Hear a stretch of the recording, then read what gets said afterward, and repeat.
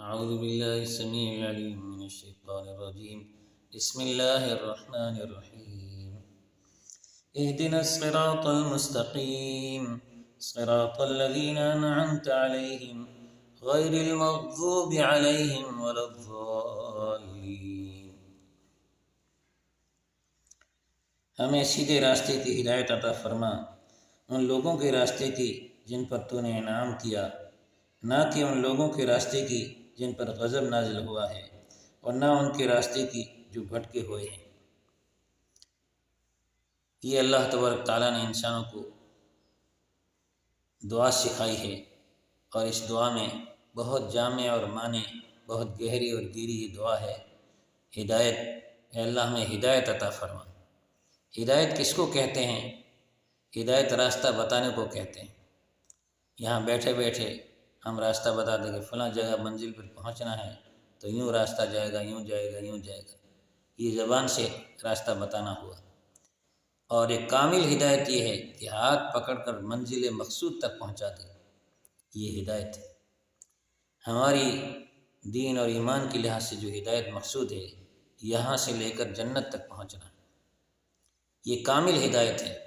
اب اس ہدایت میں حسن توفیق یعنی کامل ایمان، اعمال صالحہ، اخلاق فاضلہ کی ہمیں توفیق مل جائے، حسن انتظام اسباب کے لحاظ سے، دنیا کے انتظام کے لحاظ سے حسن انتظام ہو جائے، یہ بھی ہدایت ہے۔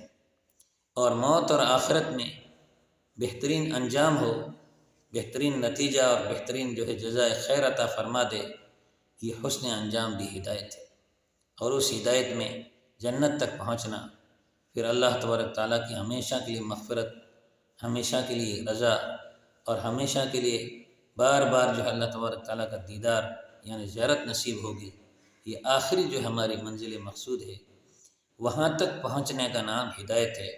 اور یہ ہدایت اتنی ہماری ضرورت ہے، حسن توفیق، حسن انتظام اور حسن انجام میں دنیا اور آخرت کی تمام خیر و بھلائیاں آ گئی، اور دین کے لحاظ سے تمام احکام شریعت اور کتاب اللہ پہ عمل کرنے کی ہمیں توفیق مل جائے، یہ دعا اس میں سب شامل ہو گئی۔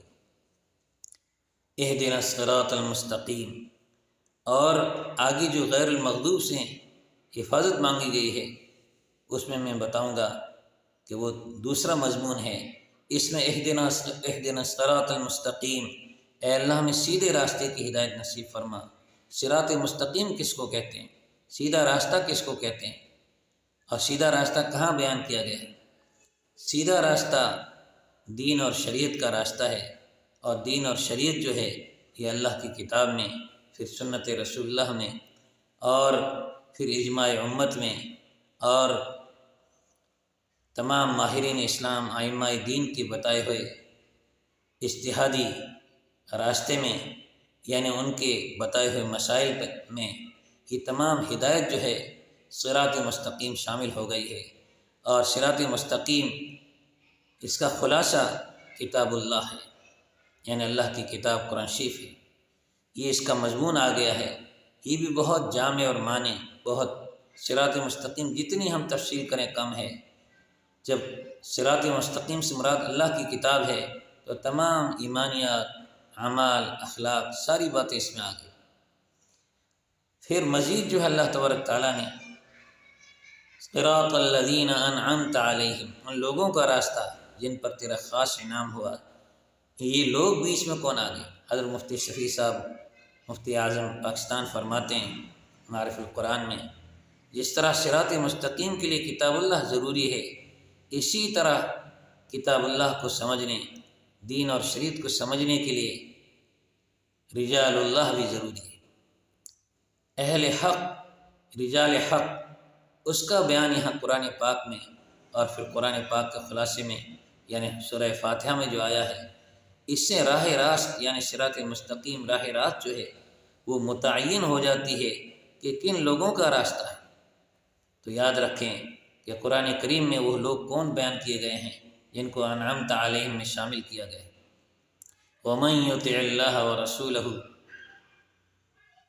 فَأُولَئِكَ مَعَ الَّذِينَ أَنْعَمَ اللَّهُ عَلَيْهِمْ مِنَ النَّبِيِّينَ والصدیقین والشہداء والصالحین، یہ 4 طبقے ہاں انعام والے بیان فرمائے گئے ہیں۔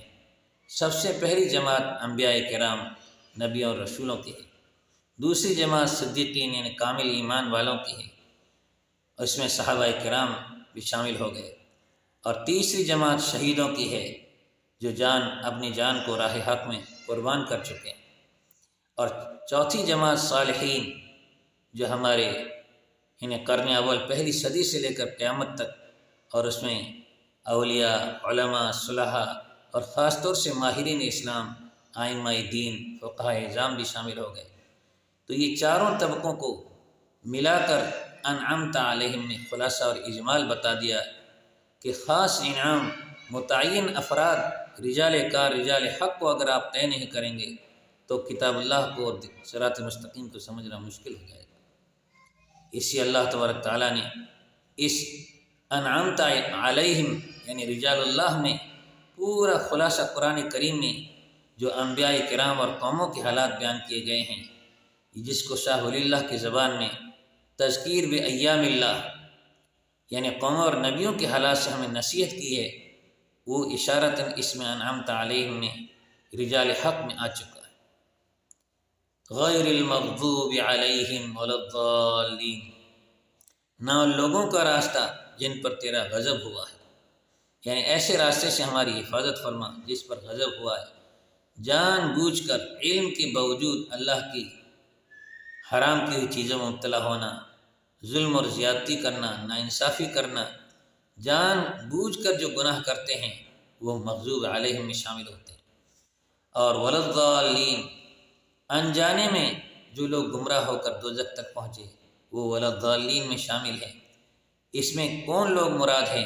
مغضوب علیہم میں یہود مراد ہے، ولا الضالین میں نصارہ، عیسائی اور کرسچن مراد ہے۔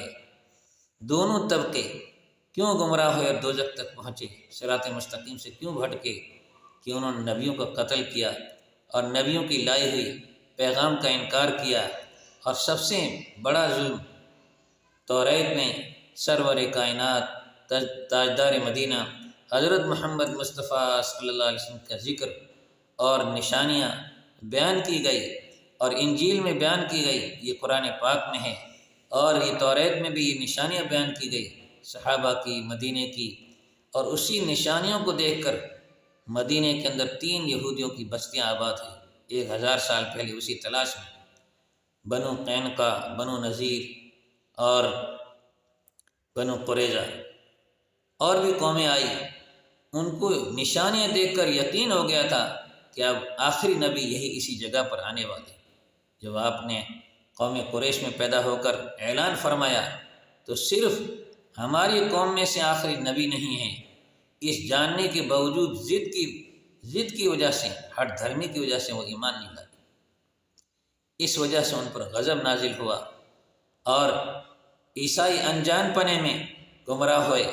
دونوں کا یہ تذکرہ، یہ تذکیر بایام اللہ جو قوموں اور نبیوں کے حالات ہیں، اس کے لحاظ سے بھی اس میں آیات غیر مغضوب اور ولا الضالین میں تذکیر بایام اللہ، نبیوں اور قوموں کے حالات، اس کا بھی اشارہ اجمالاً اس میں ہو چکا ہے۔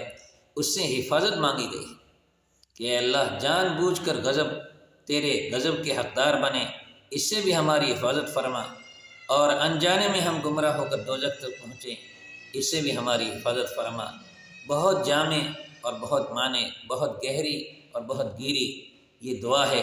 اس کو اللہ تبارک تعالیٰ نے سورہ فاتحہ میں ہمیں سکھا کر ہر نماز میں، ہر رکعت میں ہمارے لیے ضروری قرار دی ہے۔ اللہ تبارک تعالیٰ ہمیں اور پوری امت مسلمہ کو ہدایت نصیب فرمائے۔ وآخر دعوانا الحمدللہ۔